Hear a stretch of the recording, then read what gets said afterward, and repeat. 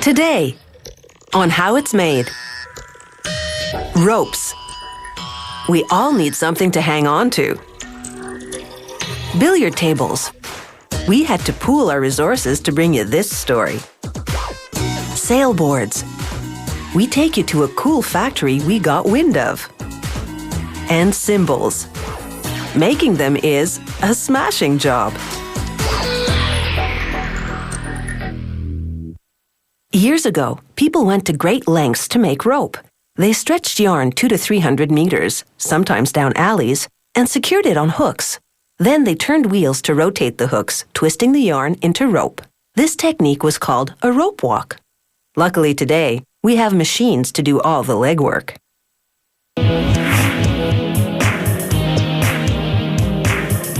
These ropes are made from thousands of nylon fibers that are finer than human hair, but stronger. To make rope, yarns wind around aluminum cylinders, pulled by a turning spool down the line. Then, 3 at a time, the yarns roll over another spool that applies a protective coating of urethane. Then they funnel through a distribution plate that holds them evenly apart. This ensures they're at an even tension, as a rocking spool twists them into one larger yarn.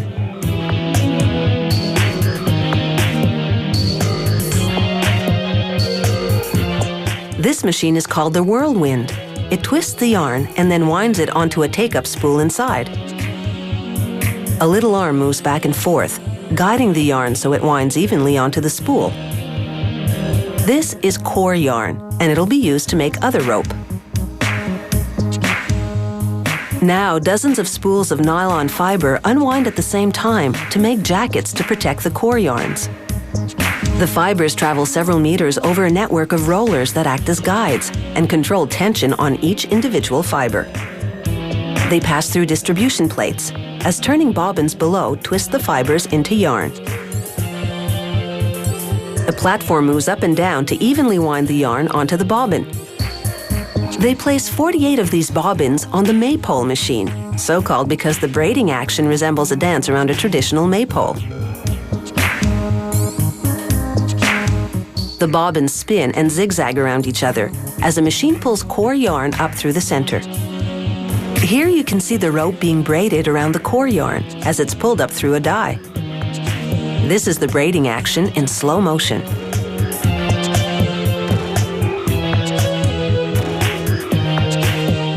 It produces a mountain climbing rope, strong yet stretchy because of the twist in the core of the rope. The rope winds onto the wheel as it pulls it upwards. Then it spills into a basket. A worker pulls out a sample rope to check its flexibility and strength. He bends it to make sure it'll knot easily. Now another maypole braider weaves a synthetic rope that's stronger than steel, yet lightweight and flexible. That's because the strands at the core are braided with a material called ultra-high molecular weight polyethylene. It's a high-performance thermoplastic. This rope will be used for advanced yachting. A pulley draws this high-tech rope through some metal pipes filled with steam.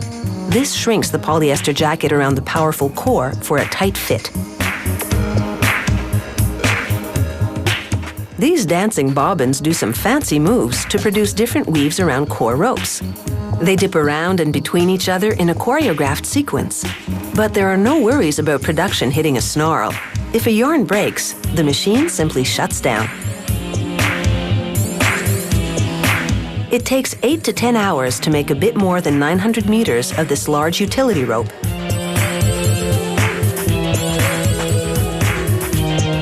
Now for the strength test. They loop a sample piece of rope around steel posts. This one is a nylon double braid, the type used for dock lines on boats. Hydraulic pressure pulls the rope upwards, while a computerized gauge measures the tension and detects the breaking point.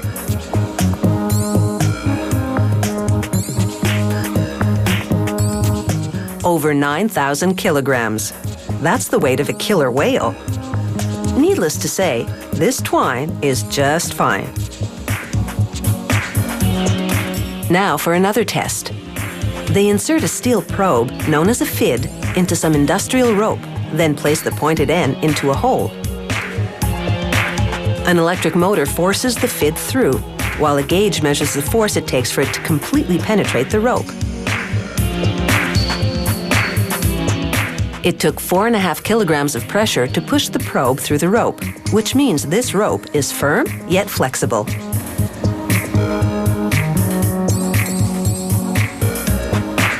So now you really know the ropes about rope.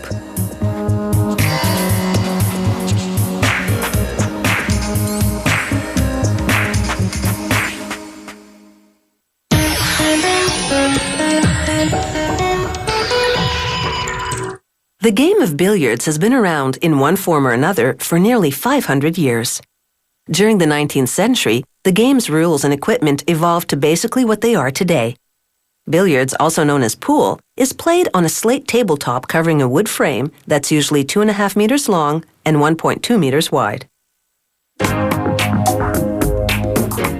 Clients order billiard tables much like they would custom-designed furniture. They pick the table's style, colors, the type of wood, and its lacquer and stain. The table comes in maple, walnut, mahogany, cherry, and the most popular, oak. A computer-guided machine shapes part of what'll be the table's frame. This machine's rotating heads perform several different tasks. A profiling head carves the angle of part of the frame. A routering head creates the table's decorative grooves. And a drilling head makes holes for bolts to fit through. 6 wood components, called rails, will surround the playing surface. They have diamond-shaped carvings that'll become visual markers for the players. After spraying the rails with glue, a worker inserts 18 metal nuts. They'll be used later to secure the rails to the playing surface. He attaches rubber strips along the sticky rails, which are just over 1 meter long. The rubber will cushion the balls when they hit the sides. The rails then pass through a press twice to ensure the rubber adheres. Next, workers move the rails along this 9-meter-long sanding machine. Rubber wheels gently grip each rail as presses rub sandpaper along the edge and top. They skip the bottom because it'll be covered. They pass the rails through this sander several times to smooth them down. To make sure everything fits, a worker pre-assembles the 4 sides and the middle section of the frame's base. He uses 20 metal bolts and 20 nuts to join them. And he inserts 8 wooden dowels in order to align the table parts correctly. He stamps numbers on the frame sections so they can be reassembled later by pairing the same numbered parts together. Next, a worker hot glues 18 2.5 centimeter long mother-of-pearl components called sights. He fits them into the carvings on the rails, which have now been stained to the desired shade. He taps them into place using a hammer and a block made of synthetic resin. This way, he won't damage the rail. A worker then lines the rubber part of the rail with cloth made of wool and nylon. He attaches it with a plastic strip that fits over the cloth and into a groove. He uses a mallet to ensure the cloth is tightly inserted. The worker then staples the cloth to the other side of the rail. A zinc and brass plaque displays the table's brand name. After shipping, workers reassemble the table in its new home. Serial numbers ensure the parts belong to the same table. Assembly takes about 2 hours. They match the numbered parts together using up to 50 bolts and 50 nuts. Then they level the table using metal components called leg levelers to adjust the table's height. It's like sticking a matchbook under an uneven table leg.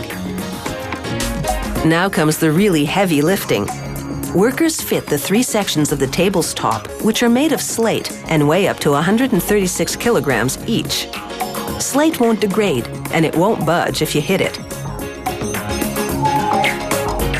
The workers use 12 screws to attach the slate sections to the frame. They level the sections using wedge-shaped plastic shims between the slate and the frame.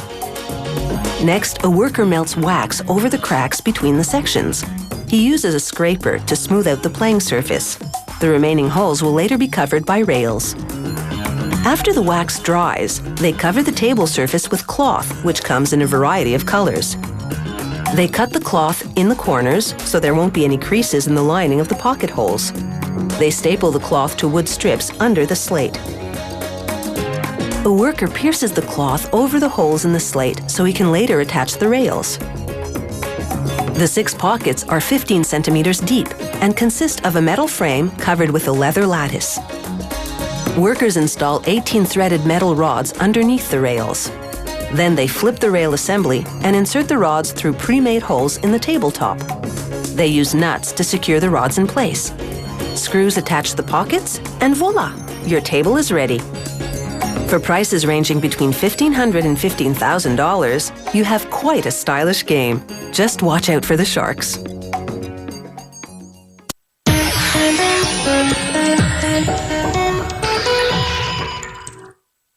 American Newman Darby built the first sailboards during the 1960s. He rigged a sail to a mast on a board with a tail fin and rode the wind and waves. Today's windsurfers can pay several $1,000s for their high-tech gear. This includes a sail, a mast, and a sailboard. To make a sailboard, workers start with a long block of styrofoam. They attach a wood template, pushing nails through holes in the wood and into the block. Using an electrically heated tool called a hot wire, they slice the block along the curved line of the template. The result is what's known as the core. They use styrofoam because it's lightweight and buoyant. Next, a worker guides what's known as a shaper machine. It outlines a template, called a masterboard, on the left, while a spindle cuts grooves into the core on the right. The grooves are guidelines to carve the core into the shape of the masterboard later on. The shaper's 18-kilogram counterweight lets the spindle gently hover above the core as it cuts. Styrofoam dust flies everywhere, so the worker wears a protective mask to avoid inhaling it. A worker then saws along the grooves to reveal the initial shape of the sailboard. Another worker then sands down the core. Next, he applies 650 grams of epoxy resin onto carbon fabric to reinforce the material and make it sticky. Another worker applies resin on fiberglass fabric. These strong, lightweight materials are part of the board's fabric and foam sandwich construction. They'll harden inside molds of the board's top and bottom sections during curing later on. The workers carefully scrape away about 20% of the resin. Too much, and the board could crack during use.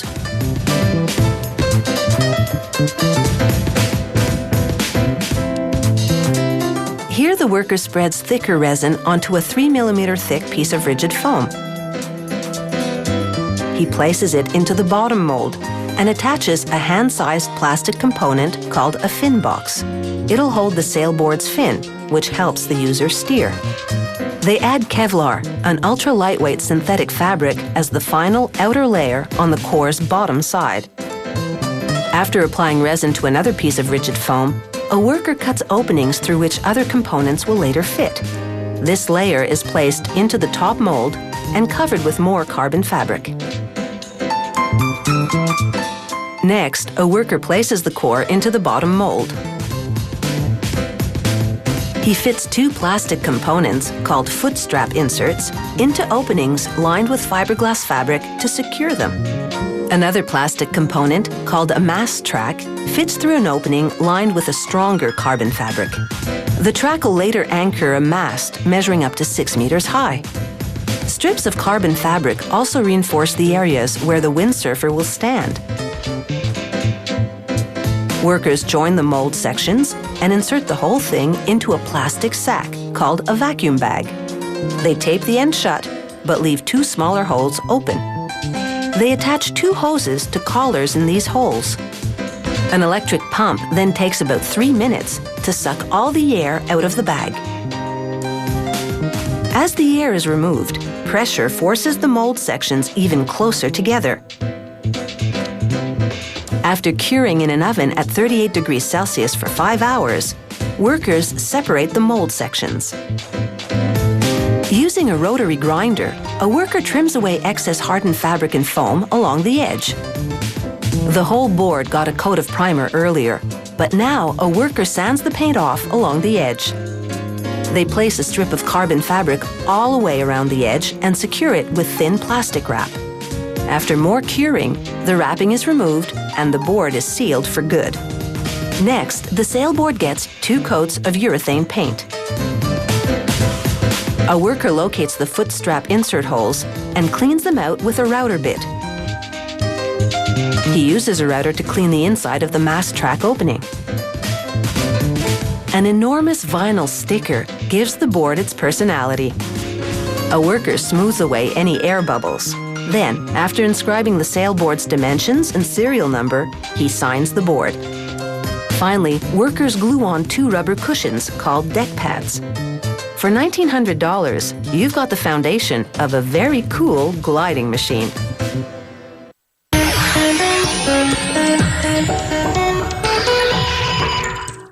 The clash of the cymbal reverberates down through time. History tells us that cymbals were used in Israel in 1100 BC. Over the centuries, the finest cymbals have been manufactured in Turkey with a secret method for blending metals. And those time-honored techniques still resound in cymbal making today.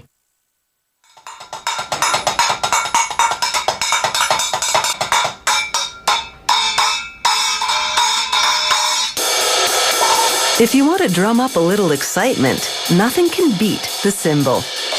Each cymbal has its own character, resulting in subtle differences in tone. To make cymbals, they start with castings.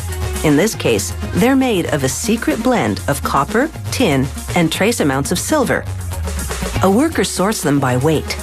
Then a moving tray that's powered hydraulically takes them to a rotary oven.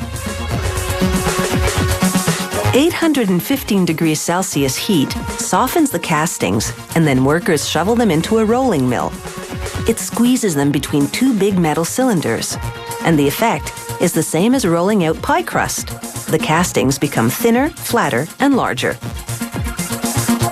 These castings go through a heating and rolling cycle up to 12 times, depending on the type of cymbal being made.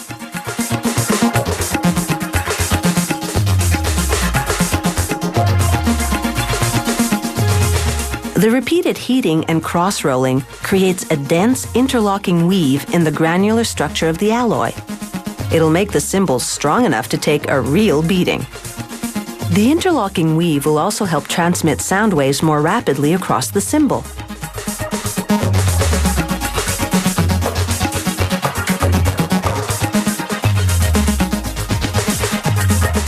After the cymbal has been tempered and pressed into its final shape, they place it on a spindle.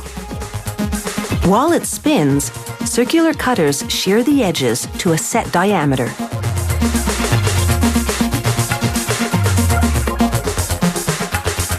Next, the cymbal takes a pounding. A hydraulic engine powers this hammering cylinder, and a computer program directs the force. These impressions will enrich the cymbal's sound by changing the path of the sound waves. Next, it's time to start grooving, as in tonal grooves.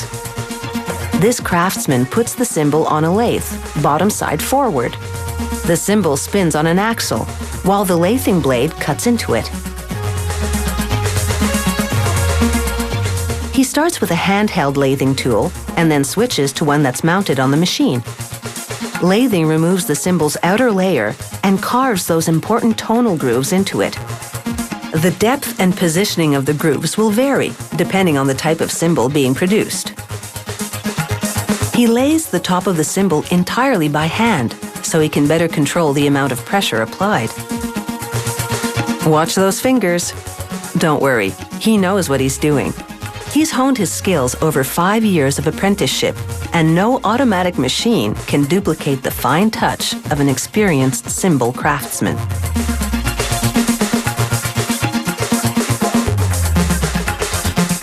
Now he removes the newly grooved cymbal and puts it on an edging machine.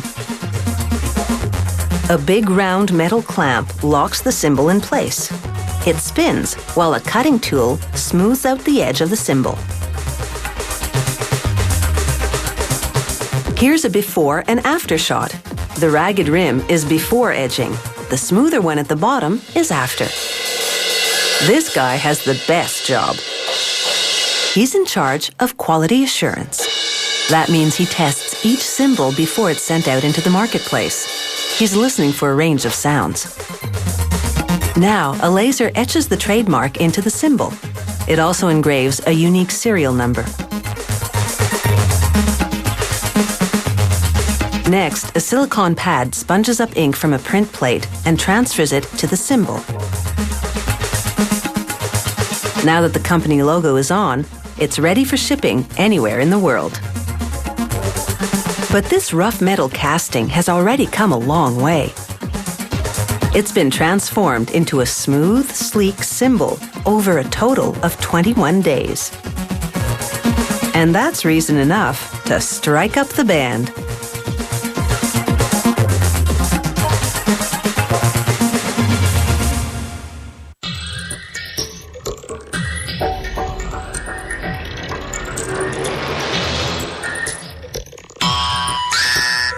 If you have any comments about the show, or if you'd like to suggest topics for future shows, drop us a line at www.howithismade.net.